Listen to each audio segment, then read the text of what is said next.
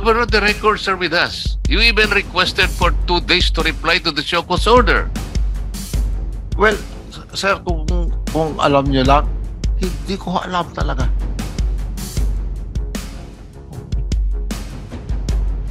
Are you trying to make these committees believe that your provincial administrator would, on her own, ask for an extension of time to file your explanation? No, sir. No, sir. We decide on that. I decide on that. Mr. Chair, the governor just testified moments earlier, said that the provincial administrator would never do anything like that without his approval. Correct? Yeah, that's true, Your Honor. So then you were informed. Yeah, but I didn't know na kung granted o hindi. Bakit ka pa naman hihingi ng 2 araw kung di ka naman naniniwalang kaya-grant pala namin? Sa dami po ng trabaho, sir. Huwag po natin gagamiting justification yung trabaho. Yun po ang sinumpaan natin. Sir, but... Governor, please.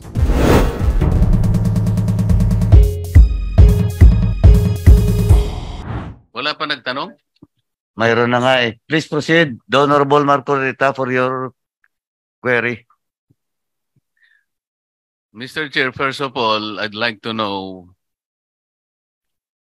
why there was a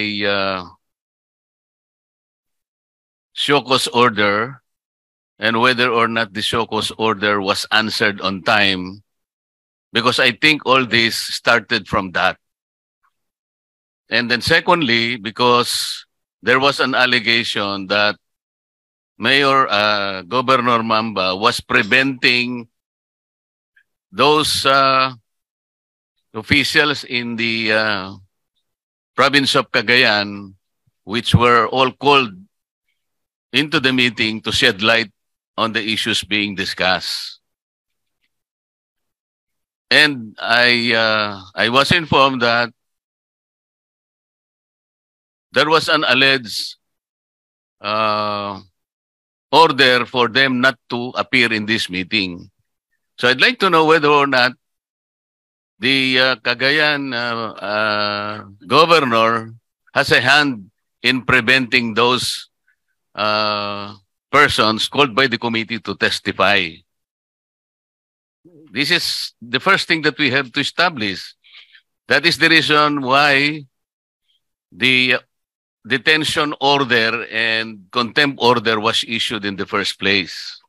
Okay, now I think I do not know the questions asked and I do not know the answers given to these questions. Have these questions been asked and whether have they been satisfactorily answered? Because it now rests on us whether or not the continued presence or detention of the governor of Cagayan is still justified under the circumstances.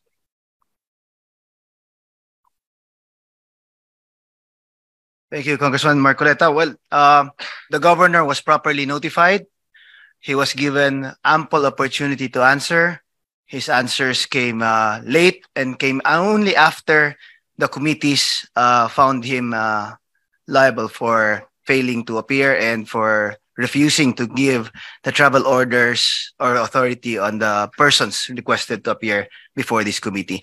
And as testified to by the officers or the officers of the provincial government called, they said that had they been given a travel authority, they would have attended our committee's hearing. So, Governor Mamba, what was the reason why, first of all, you failed to answer on time the show cause order, and then thereafter, according to the testimony of your own officials, they were prevented from appearing before us simply because they were denied travel order from your office. Of course, this constitutes the charges and from which the order of contempt and detention came from. So unless you are able to explain to us with clarity and with conviction, you make us believe that we were wrong in issuing the contempt order and the detention. Please. Yeah, thank you so much, Mr. Chair. No, as I explained a while ago, I apologize for the delay on my explanation on the show cause order, Mr. Chair. As I said a while ago, I am totally dependent on my provincial administrator and chief of staff as far as legal matters are concerned. No. You were totally dependent Yes, on? because she's a lawyer, and that's why I consult her every now and then, no, on these things. And she's also the one informing me of the explanations that I have to do. I'm not a lawyer, Mr. Chair. That is why. Was the show cause order so difficult to answer? Did it contain all legal issues, Governor Mamba? Well, I leave that to my lawyers, especially to Charo, my provincial administrator. Mr. Chair, I hope we can believe that. You know, Governor, you are a very responsible leader of your own province. I'm not saying that you will not depend on your legal assistant or whatever his or her position is. Kasi ganito, But when you are called to make an explanation, it's a show cause order. You will not depend on anybody. It's your life that depends on it. I hope you can make us believe that that is the only reason for that. Because aside from that explanation, whether or not we will have to accept that, there are other public statements that you made that most of this besmears the reputation of the members of this committee. We saw the video, and in the program of Noli de Castro, you made some allegations there that, you know, the reason why you didn't come because you were excused. But that was a different story. You were excused then because you were trying to argue on the issue of sub judice. Somebody explained to you that sub judice does not apply in Congress. We have our own rules. Alam mo naman yun, you are also an honorable member of this house before. Kahit na Supreme Court pa yung nag-hear, they will yield to us because that is the right of Congress. Sinabi mo doon paano naman ako pupunta doon? Sub judice. Personally, you know this is not applicable. So I'd like to believe that you're using that more than that, than using the reasoning that your lawyer is not with you. You have to give us better explanation than that. when We'll be lenient to you. We can lift this order of suspension, but you have to be honest with us in explaining to us. Please. Mr. Chair, when I said I am totally dependent, I'm not totally dependent on for him or for her to tell me what to do, but informing me. Because everything that comes, any correspondence that comes before it reaches me, it is through her.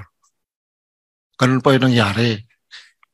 Ang tingin ko, because when she was detained here, siguro nakalimutan din po niya. That's why it came belatedly, yung explanation po namin.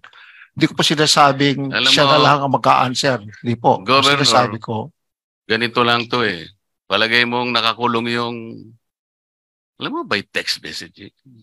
Pwede ka naman niyang i-advise Hindi naman namin, Mr. Chair, kinuha ba natin yung cellphone nung legal officer?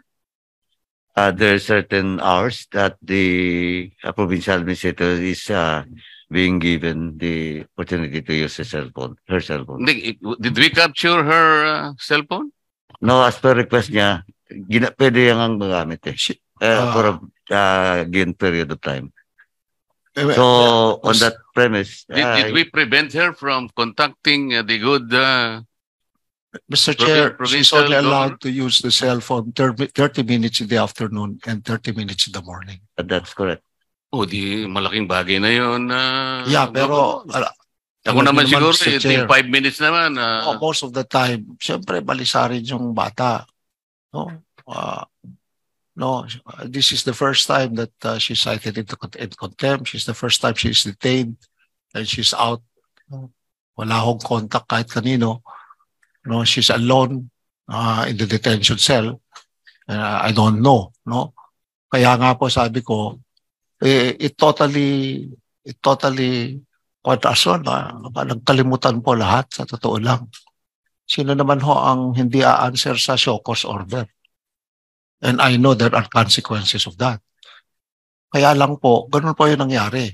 When she was detained, doon na po and really, I'm really sorry for that. Mr. Chair, can we be informed of what was the extent of the show cause order? Was it too difficult? Was it too legalist that the governor will be unable to answer without the help of his legal officer? Ano ba yung nakalagay doon sa show cause order? It was simply asking him to explain why he should not be cited in contempt for acts. Undue interference of the proceedings of these committees. Our appreciation to what was happening at that time is your officials, which are supposed to shed light on the issues we're taking up, hindi namin makuha yung kanilang participation. Dapat sana na-simplify na yung gagawin namin. So we were so helpless. Ang tinatanong lang sa'yo, okay, please explain why you are not supposed to be blah, blah, blah. Show cause order lang eh. Siguro, kahit na wala ka namang legal officer naman yun, pwede mo namang sabihin, Mr. Chair, I am not preventing anybody from ganito, ganon. Ang dali naman, no? Maybe 2-paragraph letter to reply to the chairman as a sign of respect to him. Do not use that justification. Gusto mong malif itong detention order, we can do it. It is within our right to do it. And we wouldn't like to complicate matters. But sir, we would like an explanation, an honest explanation. Be open to us. Natakot ka, nagkamali ka, o ano ba yung kiano mo, kailangan sabihin mo sa amin. Do not use that, please, as a justification for not answering the show cause order. We will never accept that. Kung ang sasabihin mo ay, I am totally dependent with my lawyer. Huwag naman ganun. No, it's not totally dependent on the explanation, Your Honor. So what is your contention? You're partially dependent for on her to tell me. Kasi po, lahat ng correspondence na dumadating sa opisina ko, sa kanya muna. And then she informs me about it. The committee is not talking about all the correspondences reaching your office. We are just trying you to explain. Sagutin mo lang ito. Bakit hindi namin makuha yung cooperation ng mga taong ito?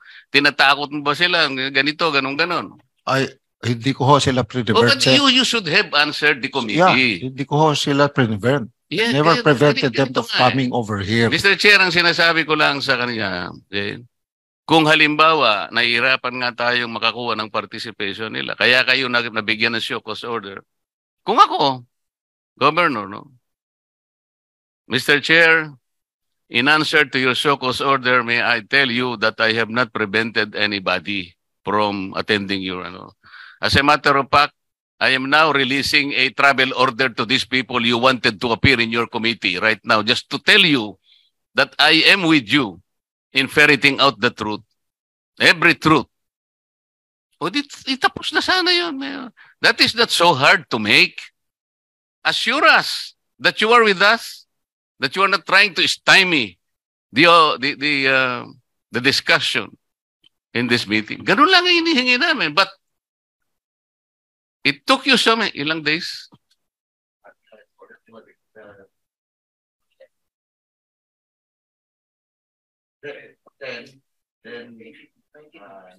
Yung sinasabi namin, Governor, 835 paragraph letter. Sige, maski na 3 paragraphs lang. It's a sign of respect. Kaya nga sir, sabi ko, hindi niya nasabi sa akin na I have to come up with a show cause order. Really sir, yun ang kuwang ko. So I thought all the while, walang ganun sa akin. And then she was detained here.